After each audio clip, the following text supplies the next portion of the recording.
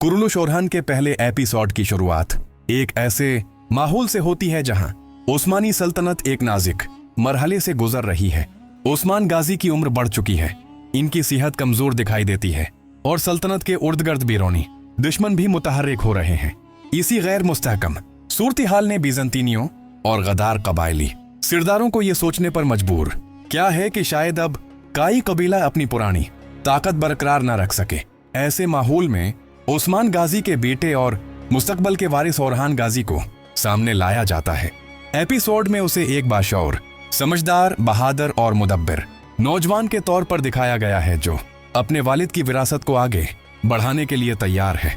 Episode में उस्मान गाजी अपने बेटे को पहली बार एक अहम जिम्मा दारी देते हैं। इन्हें सरहदी इलाकों का जायजा लेने और दुश्मन की नई चालों का पता लगाने का हुक्म दिया जाता है। ये जिम्मेदारी न सिर्फ इस एपिसोड का मरकजी हिस्सा है बल्कि पूरी कहानी के मुस्तकबल का तयन भी करती है। ओरहान अपने मुखलिस और बहादुर साथियों के साथ कबीले से रवाना होता है। रास्ते में दुश्मन की हरकतें, बीजंतीनी मोर्चे और कुछ बागी तर्क कबाइल की मशकूक सरगर्मियां इनके सामने आती हैं। ये मंजरनामा वाज़ेह करता है कि दुश्मन बड़ी साजिश की तैयारी कर रहा है। ओरहान और उसकी टीम जब सरहद के करीब पहुंचती है तो उन्हें बीजंतीनी सिपाहियों की एक खफिया नकल व हरकत का पता चलता है। दुश्मन नए किले तामीर कर रहे हैं, तरकीमन कबाइल में नफरत फैला रहे हैं और किसी बड़े हमले की तैयारी कर रहे हैं। ओरहान उस सब को गौर से देखकर अपनी टीम को समझाता है कि जज्बाती फैसले के बजाय हिकमत, तहम्मुल और सियासत की जरूरत है। ये बात उसकी क़ियादत की असल खुसूसियत को जाहिर करती है। एपिसोड का सबसे ताकतूर लम्हा वो है जब ओरहान और उसके साथी एक घाटी से गुजर रहे होते हैं और अचानक दुश्मन उन्हें घेर लेता है। ये जाल बीजंतीनियों और चंद गदार तुर्क सिरदारों ने मिलकर बिछाया होता है। इनका मकसद या तो ओरहान को कत्ल करना होता है या उसे कैद करके उस्मानी सल्तनत को बेबुनियाद करना।